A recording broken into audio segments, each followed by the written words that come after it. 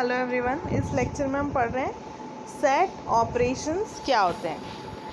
जितना हमने Venn diagram में अभी तक पढ़ा है, मैथमेटिक्स में पढ़ा है, हमको तीन तो बिल्कुल क्लियर है कि यूनियन, इंटरसेक्शन और एक्सेप्ट। यूनियन का मतलब होता है दो सेट्स का यूनियन, यानी दोनों सेट्स में क्या है, सारे एलिमेंट्स को जब हम इकट्ठा ले लेते हैं तो उसको बोलते हैं यूनियन। जब हम दोनों सेट्स में से कॉमन ले लेते हैं, जो इस सेट में भी है और उस सेट में भी है, तो उसको बोलते हैं इंटरसेक्शन, है ना। इसमें भी होना चाहिए और दोनों में होना चाहिए, दैट इज़ कॉल्ड इंटरसेक्शन। एक सेट में होना चाहिए पर दूसरे सेट में नहीं होना चाहिए, उसको बोलते हैं एक्सेप्ट। ठीक है, चलिए सबसे पहले find courses that rain in fall 2017 और इन स्प्रिंग 2018। जब और आ जाता है तो और का मतलब है या तो इसमें हो या इसमें हो, तो हम क्या निकालते हैं, यूनियन निकालते हैं। तो हम इधर यूनियन लगाएंगे।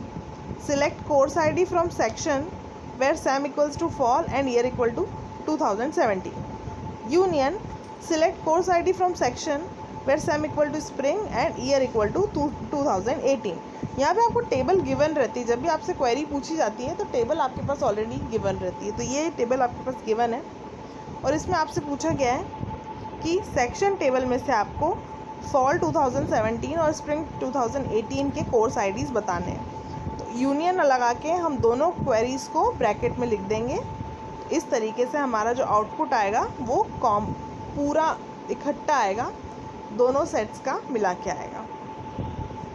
Find courses that rain in fall 2017 and in spring 2018। उन कोर्सेज का बताना है जो दोनों में कॉमन है, एंड इसमें भी आता है एंड इसमें भी आता है। तो इस जगह पे हम क्या लिखेंगे, यूनियन की जगह इंटरसेक्ट, मतलब which is also common in fall 2017 and also in spring 2018। Next है courses that ran in fall 2017 but not in spring 2018। 2017 में फॉल में तो आना चाहिए पर स्प्रिंग 2018 में नहीं आना चाहिए। इसके लिए हम लिखते हैं एक्सेप्ट। जिसमें आना चाहिए उसको पहले लिखते हैं फॉल 2017 एक्सेप्ट स्प्रिंग 2018। तो उसमें से इसको माइनस कर दिया जाता है। इस ऑपरेशन को सेट में हम माइनस बोलते हैं। जब हम यूनियन, इंटरसेक्शन और एक्सेप्ट निकालते हैं तो ऑटोमेटिकली डुप्लीकेट्स जो है वो क्या कर देता है, एलिमिनेट कर देता है, राइट। पर अगर आपको डुप्लीकेट्स भी चाहिए तो हम क्या कीवर्ड यूज़ कर सकते हैं, ऑल कीवर्ड। तो यूनियन ऑल, इंटरसेक्ट ऑल या एक्सेप्ट ऑल, जब आप ये कीवर्ड्स लिखेंगे तो ऑटोमेटिकली वो क्या कर देगा, सारे डुप्लीकेट्स भी आपको दे देगा। Next is null values. जब हम इंसर्शन करते हैं तो कई बार हम डेलिबरेटली भी नल वैल्यू इंसर्ट कर देते हैं या फिर हम उसको छोड़ देते हैं, राइट, इंसर्ट करते टाइम। तो कुछ वैल्यूज़ जो टेबल में होती हैं, कुछ टपल्स में, वो नल भी होती हैं।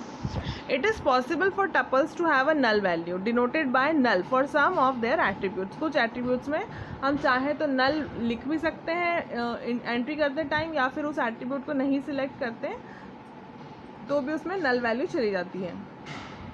नल का मतलब होता है कोई unknown value, that a value does not exist. ठीक है, वो कोई वैल्यू है ही नहीं, वो एक अननोन वैल्यू है। तो जब आप उस पर कोई ऑपरेशन लगाते हैं तो उसका आंसर भी क्या आता है, नल ही आता है। तो the result of any arithmetic expression involving null is null. Null के साथ आप कुछ भी अर्थमेटिक ऑपरेशन करेंगे तो रिजल्ट क्या आएगा, नल ही आएगा। जैसे 5 + नल इज़ व्हाट, नल। अब दो प्रेडिकेट हम यूज़ करते हैं नल वैल्यूज़ के ऑपरेशंस के लिए, इज़ नल और एंड इज़ नॉट नल। ये दो प्रेडिकेट होते हैं। The predicate is null can be use to check for null values. Example, find all instructor whose salary is null. तो इज़ नल जब आप ऐसा कैसा लिखते हो, इज़ नल क्या है, एक कीवर्ड है अपने आप में। Select name from instructor where salary is null. तो सैलरी जब नल है, जहाँ फिल नहीं किया गया है, उन इंस्ट्रक्टर्स के नाम बताओ। तो कैसे लिखेंगे, select name from instructor where salary is null. The predicate is not null succeeds if the value on which it is applied is not null. और इज़ नॉट नल ट्रू कब होगा, जब जिस पे आप उसको यूज़ कर रहे हो तब उसमें ऑलरेडी कोई वैल्यू है, राइट, तो वो इज़ नॉट नल क्या हो जाएगा, ट्रू हो जाएगा, ठीक है। जैसे नेम है, नेम आप चेक कर रहे हो, if the name is not null, तो अगर नेम अजय लिखा हुआ है तो इज़ नॉट नल क्या हो जाएगा, ट्रू, क्योंकि वो नेम नल नहीं है, अजय उसका नाम है वहाँ पे। Is not null succeeds if the value on which it is applied is not null. SQL treats an unknown the result of any comparison involving a null। जब भी आप नल के साथ उसको कोई कंपेयर करते हो, less than, greater than, equal to, not equal to, तो उसका रिजल्ट हमेशा नल ही आता है, ठीक है। The predicate in a where clause can involve boolean operation and और या नॉट। जब भी वेयर क्लॉज में आप प्रेडिकेट यूज़ कर रहे हो तो एंड और नॉट उसमें यूज़ कर सकते हैं। देख लेते हैं हम कैसे, और उसके ऊपर कैसे उसकी वैल्यूज़ का रिजल्ट है वो कैसे आएगा। जब आप एंड यूज़ करते हो तो ट्रू एंड अननोन क्या होगा, अननोन होगा, ठीक है। फॉल्स एंड अननोन क्या होगा, फॉल्स होगा। अननोन एंड अननोन क्या होगा, अननोन होगा, ठीक है। सबसे पहले होता है ट्रू, उसके बाद होता है अननोन, उसके बाद होता है फॉल्स, ठीक है। तो इस ऑर्डर में ये होते हैं। तो जब आप एंड लगाते हो तो एंड में हमेशा दो में से अगर आपको चूज़ करना है तो ऊपर क्या है, ट्रू है, उसके बाद अननोन है और उसके बाद फॉल्स, तो हमेशा नीचे वाला चूज़ करता है, ट्रू एंड हमेशा नीचे वाला चूज़ करता है। तो ट्रू के बाद अननोन, अननोन के बाद फॉल्स, तो वो ट्रू और अननोन में से कौन सा चीज़ करेगा, नीचे कौन है, अननोन, ठीक है। फॉल्स और अननोन में से चूज़ कौन सा करेगा, फॉल्स, क्योंकि सबसे नीचे क्या है, फॉल्स। अननोन और अननोन का क्या हो जाएगा, अननोन। और हमेशा ऊपर वाला चूज़ करता है, ट्रू, अननोन और फॉल्स में से। अननोन और ट्रू में से ऊपर कौन है, true.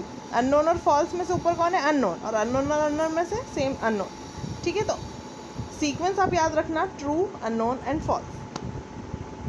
Result of where clause, जब भी फॉल्स या अननोन रिजल्ट आता है तो वेयर का आखिरी रिजल्ट फॉल्स ही होता है, क्योंकि अननोन कोई रिजल्ट नहीं है। तो ट्रू आएगा तो 1 माना जाएगा, ट्रू माना जाएगा, और अननोन और फॉल्स को फॉल्स ही माना जाएगा। नेक्स्ट लेक्चर में हम पढ़ेंगे व्हाट इज़ एग्रीगेट फंक्शन।